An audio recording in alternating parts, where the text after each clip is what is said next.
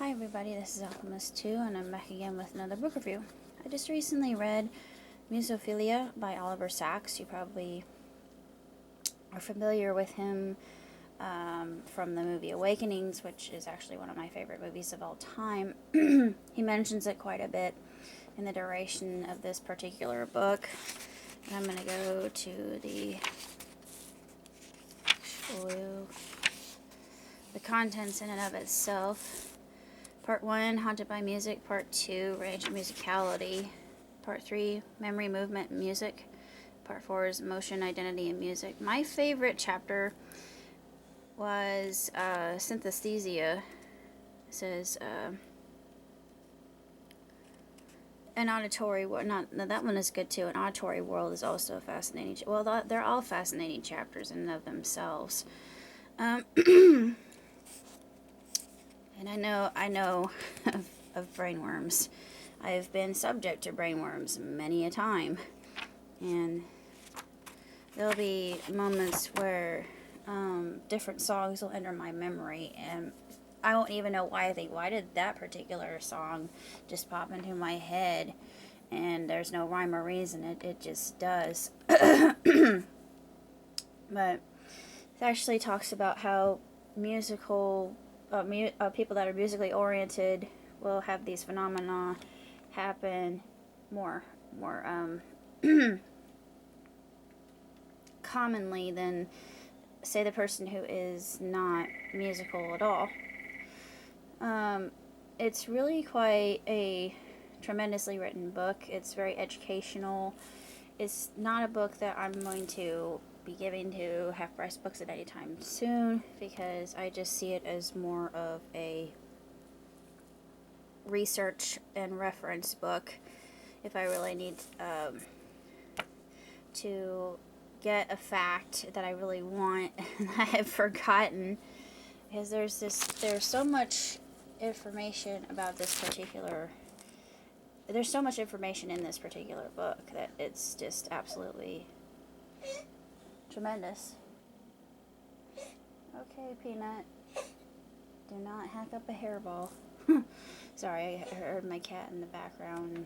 So it sounded like he was getting ready to hawk up a hairball. I thought, no, I don't want to do it. It's actually too dry for you to be hacking up hairballs right now. Anyway, sorry, I got sidetracked. But the book in and of itself is absolutely sensational, and it is really stellarly written. It's an astronomical book, and if you have a chance to pick it up and read it, do, because it's just absolutely amazing. And there's so many other adjectives I'd like to attach to this book, but I just can't think of them right off the top of my head. All of them good. It's just a really remarkable book that if you're a person like me who loves music, you probably would absolutely adore it. And it just it speaks of absolute pitch, of which I know I have, and it said that people with absolute pitch, one hemisphere is actually bigger than the other hemisphere of the brain. I forget which it was. I think it's either the left or the right. Don't quote me on that. It's in the book. But when they would do autopsies on people's brains who had absolute pitch, this is what they discovered. And there's certain areas of the brain that would light up at an MRI, especially with people that had musical seizures. And yeah, I know, it sounds strange, doesn't it? Musical seizures. But they would hear music that wasn't really there. And their brain, when they were having the brain scans, it would light up in the same areas of the brain where they would be listening to actual music. Kind of a unusual happenstance. And you know, the doctors, they can't really, the neuroscientists, the neurologists, they don't understand it. Because the brain in of itself, and I think I've told you this time and time again, and of all the other reviews I've done, considering books like this, that the brain is an iceberg. Most of it is undersea, and they have no idea what they're looking at. They're just looking at the top. So that's the best analogy I can think of concerning the brain. It talks about dementia and Alzheimer's, Asperger's, autism. People who have this syndrome is called Williams syndrome. It has a different name in England. And the people who have Williams syndrome, they're like savants, but actually savants, when they learn a musical instrument, they don't really need much prompting. They will instantly understand the musical instrument that they're playing, and they don't really need that much practice. They play like they've been playing their whole life, like a virtuoso. Now, on the other hand, these Williams patients, they love to play music with other people, and they feel kind of left out of the loop because they don't think that anybody else understands them. It's sort of like people who are synesthesiacs. Synesthesiacs are very unusual and rare. And I didn't read, but I actually saw a special on synesthesia and twins with synesthesia, and that was more common. And these, I think it was a set of fraternal twins who had it, and they both saw the world in a very different way. Their experiences with numbers and music and words and just the entire world around them was completely unique. And it's the same with Williams people. The Williams patients, their IQs could be very low, but they, unlike a savant, they would have to have constant practice in what they did. And one thing I really thought was really intriguing when they speak about people with Tourette's syndrome, that when they went into drum circles, they would be perfectly fine. Same thing with Parkinsonians. Parkinsonians play music, and the more lyrical the music, the better they would be calm. And it talks about music therapy, and music therapy really wasn't introduced until the late 60s, according to this book. And it wasn't really considered a form of therapy per se, but it's really fascinating, I think, when Oliver talks about how music therapy is helping people, especially with people with autism, severe autism, who can't even speak, and people who are people who have Alzheimer's, and people that have Parkinson's, and people who are aphasic. Just is really quite interesting. He talks about people who are blind and people who are schizophrenia. People with schizophrenia. I never really thought about this, but people who have schizophrenia, they actually make really sensational musicians because other than going off into their other personalities, when they are playing an instrument, they are occupied by that one thing. And one person who was interviewed in here who had schizophrenia said, "It's not that I'm playing the music, but the music's playing me." I thought, yeah, that's true. I don't have schizophrenia, but I could say when I'm playing music, it's more like I'm being played by the music. So I can relate. That's all I have to say about Musophila, and there are quite a lot of annotations and footnotes. And at the end, he has a bibliography, which I think is extremely helpful. And if you're intrigued about where he gets his sources, he cites every single source that he made. So he had to put a lot of effort into this particular book. And then he has an index.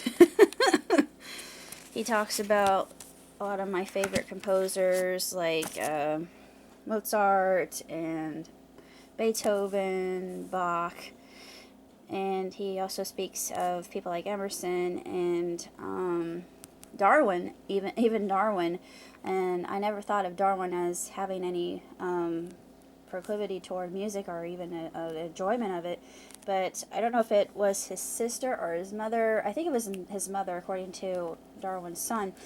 Darwin's son wrote a biography about his dad. It said that he would enjoy hearing his wife play, or I think it was his mother play the piano, and he always regretted that he never could play the piano and never had any ear or talent. And it was very enlightening, I thought. It brought more humanity to the man. And it talks about music in and of itself, and this is actually a thing I agree with, that music in and of itself connects all cultures and all races. It goes across divides, and everybody understands it because it is the universal language, like Esperanto. Sorry, I know that's a terrible joke, but I just had to. I don't know if Esperanto is the national, the universal language. It's just something I've always heard.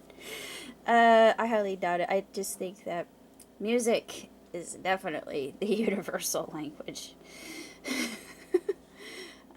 Forgive me, I have a very bizarre sense of humor.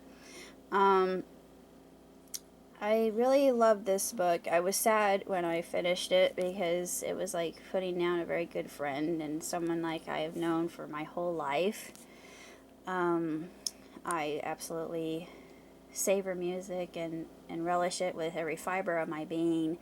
It's something that I could say that without it I would be less than who I am right now. And the fact that I could still play, well, I chord. I do. I record my own songs. I don't know how to annotate anything, unfortunately. I don't know how to write music. I know where the notes would be on the staff because I know basic musical theory, but I couldn't really write or compose a song in that way. I could read sheet music, mind you. It takes me a while. I can read it, but it's kind of laborious for me. I used to be able to play really well when I was 7, and I just really didn't have the discipline to just sit down at a piano and play it, unfortunately. Although I just absolutely savor piano. I mean, piano is my instrument. It's something that I feel a great connection to. Try guitar. I only know a few chords on the guitar. They're cheater chords too. I can play very basic campfire songs. That don't ask me to play anything elaborate like Dust in the Wind. I will hit you with a guitar. No, I won't hit you with it. I'll just stare at you, glower at you, maybe intimidate you a little bit, but probably not. I'm not very intimidating.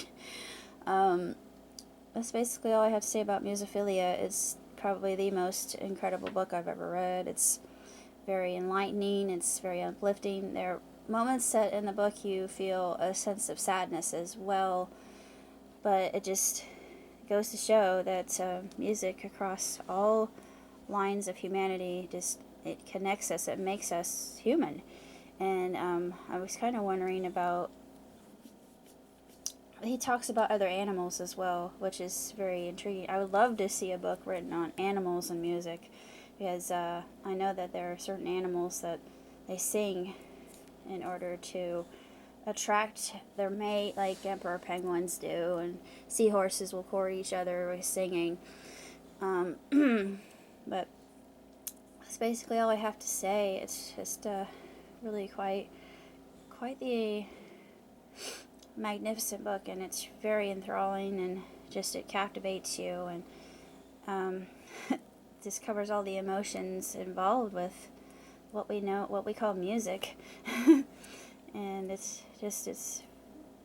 really quite the marvel of a novel. And if you have a chance to pick it up, if you're like me, pick it up. It's just something I thought, oh, Oliver Sachs, yeah, he's from Awakenings. I should read this because I love the movie Awakenings, and yeah, I didn't regret it for one bit. It was just something that I picked up and I just could not put down. I was so compelled to read more, and I learned so much just by reading this particular book. It was very educational for me, and it just opened me up even more to just how musically inclined I am and other people, and how they talk about proto-language, and how proto-language in and of itself, and loving anthropology like I do, I thought, oh, back to my favorite subject of all time.